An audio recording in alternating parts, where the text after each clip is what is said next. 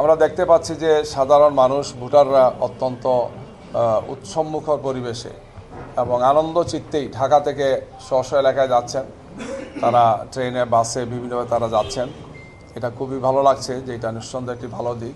যদিও আমরা বিভিন্ন জায়গাতে খবর পাচ্ছি যে কিছু মানে অসৎ বাস মালিকরা ভাড়া বাড়িয়েছেন, যার ফলশ্রুতিতে সাধারণ মানুষের বাড়িতে যেতে কষ্ট হচ্ছে, অতিরিক্ত টাকা তাদের গুনতে হচ্ছে, কোনো জায়গাতে বিভিন্ন ধরনের প্রতিবন্ধকতাও তৈরি হচ্ছে। এগুলো তাদের এই উৎসবমুখ পরিবেশে তাদের গ্রামের দিকে বা বাড়িতে ভোট দিতে যাওয়ার ক্ষেত্রে কিছুটা হলে অসুবিধা হচ্ছে, কষ্ট হচ্ছে।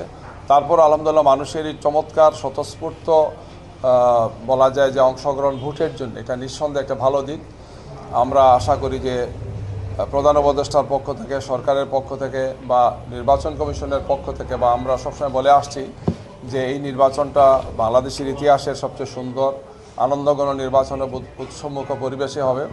সেটাকে এনশিওর করার জন্যে সরকারের, নির্বাচন কমিশনের, প্রশাসনের সবারই দায়িত্ব রয়েছে। আমরা আশা করব যে সবাই এক্ষেত্রে স্ব অবস্থান থেকে দায়িত্ব পালন করবেন।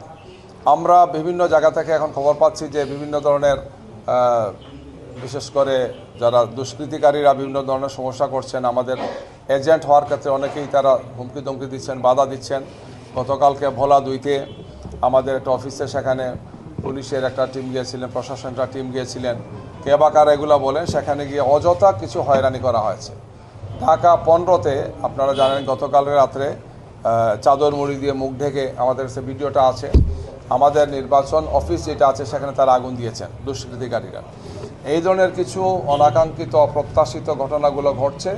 আমরা মনে করি যে নির্বাচন কমিশনকে আরও দায়িত্বশীল হওয়া লাগবে এবং আরও অ্যাক্টিভলি ভূমিকা পালন করা লাগবে।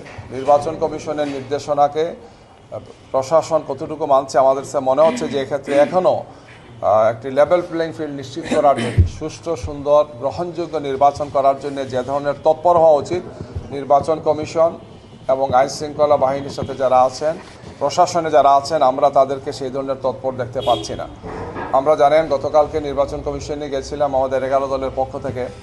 সেখানে আমরা কথাগুলো বলেছি যে বিশেষ করে মোবাইল যে নির্দেশনা ছিল এটা আমরা খুবই জনগণের উদ্বেগের কারণে আমরা বলেছি যে এটা প্রত্যাহার হওয়া উচিত, তারা প্রত্যাহার করেছেন।